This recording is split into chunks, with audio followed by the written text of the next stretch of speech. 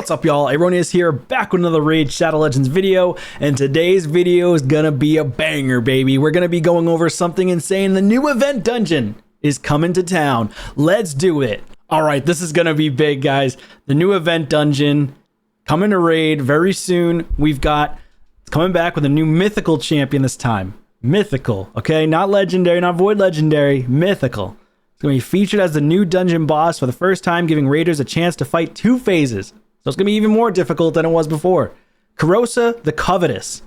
Despite being a support type champion in her base form, her abilities still scale off attack, which she also fully utilizes in her alternate form as an attack nuker.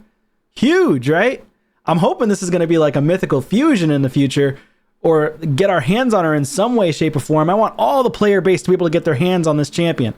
So far, I've already read her kit, by the way, and I think she's going to be insane. So wait until I read it to you.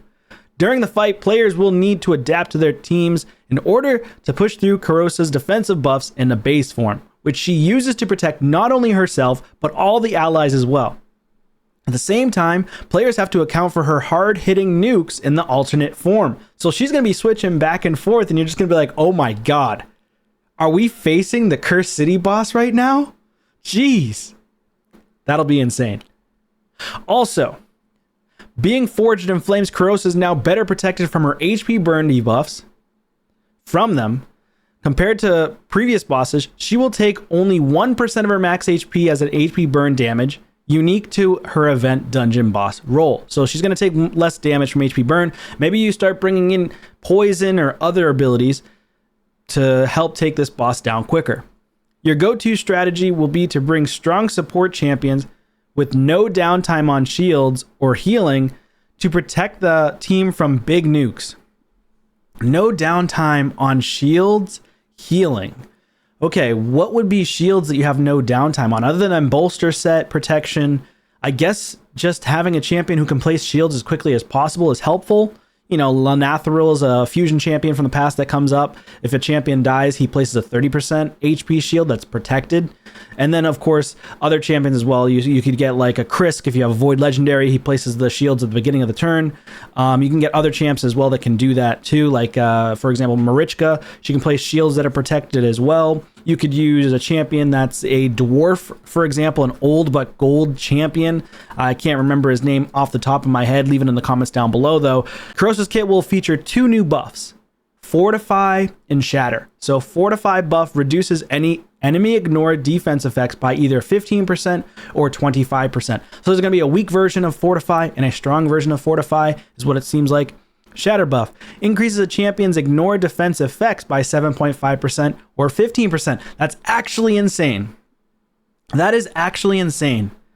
They're just adding more and more damage that you could do to enemies as well as take away from enemies. I think this is great, though, that they're adding more and more different abilities into the game, because it's going to create a more diverse arena base. So not just one champion you can utilize. You can actually use a diverse amount of champions to have a better odds at fighting someone that you're not as strong against. So that's very, very good.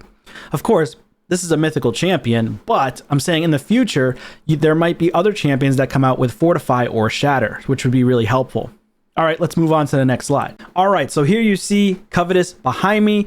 Actually really cool aesthetics. Kind of looks similar to Umbral Enchantress, not gonna lie, or other epic champions, but of course her secondary form is gonna probably be insane. Attacks all enemies on the A1, heals all allies. The value of the heal is proportional to her attack, which is really good. It is a mythical and it's a force affinity champion, so she's definitely going to possibly be meta. Removes all debuffs from all allies on the A2, then places increased attack and a shield on all allies 2 turns. The value of the shield is proportional to her attack on a 3-turn cooldown. Man, this is going to be interesting. Having a champion that scales off of attack and does damage, and you don't have to worry about any supporting stats because she's going to be bringing big shields to your team, is extremely impactful. What's that going to be helping against, right? Marius, for one, because Marius has troubles going through big shields. So that'll be pretty insane. Of course, there's other champions as well, like bomb champions. So she's going to be disgusting against most champions so far, just from reading her first 2 skills. This is her base form, by the way. On the A3, Goes down to a 4-turn, while the A2 goes down to a 3-turn if booked, which is hard to come by with mythical books. Places a taunt buff and a fortify buff on this champion for 2 turns. Also places unkillable on all allies except this champion for 2 turns. Disgusting. Okay, that's nasty. That is just nasty right there. If you put her in a all protection set for damage, man. All protection or just 4-piece protection and a 4-piece lethal, jeez, that would be insane. Metamorph, of course, you guys know how that works. On the passive, receives 15% less damage for each alive ally. 15%.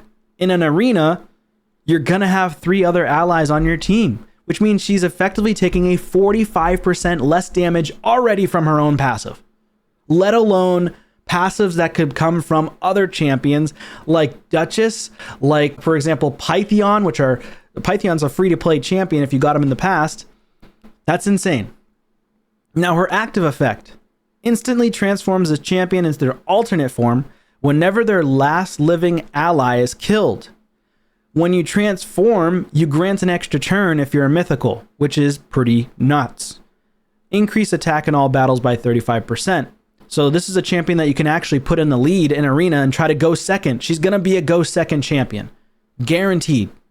Obviously, you can use her as a go first, but this is going to be a good go second champion. And I really like her axe, by the way, because her axe looks like a demon with a mouth here. Isn't that insane? So cool. They do such a great job with the aesthetics in this game. Her second form. She looks insane, by the way. This form looks incredible. This form looks incredible. Attacks one enemy 3 times on the A1. If this attack kills an enemy, deals pure damage to all other enemies. Splash damage nuker. But it's not one hit like your typical Wukong. She's like an upgraded Wukong is what it feels like on paper. I don't know how she's going to do for damage when it comes down to the game, but you never know. So if the other enemies are not bosses or minions, the amount of pure damage dealt is 30% of the initial target's max HP. So that's not like crazy, but that's definitely very strong. Now it's going to be the initial target's max HP, so you're going to want to target tankier champions, right? So if you're fighting off against a really tanky Siphi, a tanky Duchess, for example, what's his name, UDK.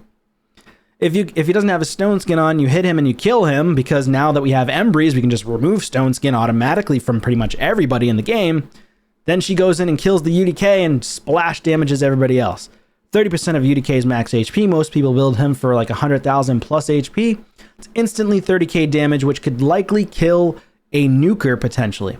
If the other enemies are bosses or minions, the pure damage dealt is equal to 10% of their max HP instead. This attack cannot be critical. That makes sense. Okay. So if the attack cannot be critical, is it the entire attack or is it just the portion of the splash damage attack? I assume it means the entire attack, but I doubt that. I think they just mean the splash damage. For the A2, attacks all enemies before attacking, steals all buffs from all enemies. Yikes. Targets whose attack is lower than this champion's attack cannot resist the effect. Wow. So she could be a sheep magnet potentially, but I don't think that's going to be a make or break for her for a lot of players. Also places 25% weaken debuff on all enemies for 2 turns. Targets whose attack is equal to or lower than this champion's attack cannot resist the effect. So far, really strong. And she doesn't require an insane amount of books, which is nice. She doesn't really have many debuffs at all, which is very good. That means you don't need to bring in an accuracy for her. And you could probably just pair her with an increased accuracy champ anyways. Nowadays, there's so many champions with increased accuracy that you don't need to worry about accuracy in general. But let's read the rest of her abilities and see if she even needs accuracy at all. On the A3, books down to a 4-turn. Places a shatter 15% and an increased crit rate buff on this champion for 3 turns. That's a long time. So you do not need 100% crit rate if you're just going to be utilizing her mainly for her second form. I feel like most people are still going to try to build her with 100% crit rate, but you don't need to. Places a true fear on all enemies for 1 turn. Targets whose attack is equal to or lower than this champion's attack cannot resist this effect and grants an extra turn. Yikes, that's insane. That is insane. Yeah, you don't need 100% crit rate. Wow. Of course, Metamorph grants an extra turn afterwards. On her passive, deals 15% more damage for each dead ally. Each critical hit boosts this champ's turn meter by 10% for each dead ally. So that means that it's trying to entice you to go 100%, just in case the increased crit rate falls off, gets removed, whatever. 35% aura, of course, in all battles, or rather, yeah, in all battles. Wow. Really strong. So this champion doesn't need any accuracy. Doesn't need any accuracy whatsoever. That's insane. So you can go full damage, 70% crit rate, so your attack can be crazy high. You can get, end gamers are going to get 8, 9, 10, 11k attack on this girl. Man, that is disgusting. What do you guys think? Let me know in the comments down below, but Jesus, that is filthy. Let's go ahead and take a look at the next slide. And of course, with our event dungeons, brings to you this wonderful pinpoint accessories. This is the best time, pretty much it is the only time you can get pinpoint accessories. So you got to make sure you're farming it. Farm it as much as you can. Pinpoint is still very, very powerful on any champion in the game. Of course, they're having other sets that you can utilize like Feral to help reduce the chances of sheep, but pinpoint is extremely, extremely powerful. You need to get pinpoint. So especially if you want to compete in the end game, you definitely need pinpoint. It's 10 times better than other gear, in general. I think this is great because of the speed boost that it gives you. Get the 2 stacks at a 6-piece of intercept buff. It's really strong on champions like Gizmak. People like Calvalax is going to benefit since Calvalax is now meta. Then you've got champions like, for example, Hegemon could utilize it. Basically, any champion that comes in, Sulfurion places HP burns. He's huge with this set, right? Do you need to have a 9-piece? No, but you could go for 9-piece if you wanted to. Yeah, so I'll be farming this dungeon as much as I possibly can. Hopefully I can get to stage 30 and get a consistent team going, and hopefully you guys can too. Let's move on to the next slide. Oh, wow. Look at that. So you got a bunch of new relics coming into the game.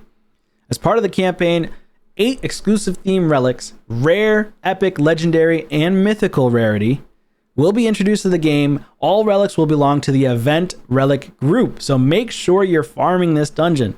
During the campaign, players will be able to obtain unique craft materials for these relics in the selected tournaments and events that you go in.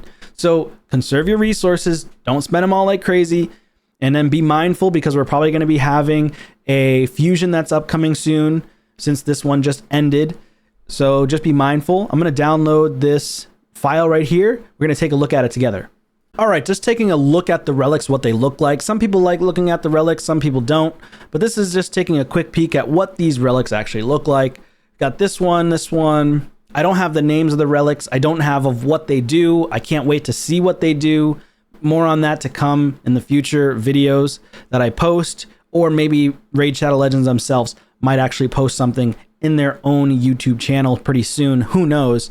But just taking a look at these, like this one looks really cool, but they all look super cool. This one looks cool too. Man, they do such a great job with aesthetics, don't they? Wow. Uppercut by a phoenix fist. There you go. Those are all the relics. So let's get on to the next slide. All right, and last but not least, we have this new event called the Coalition event.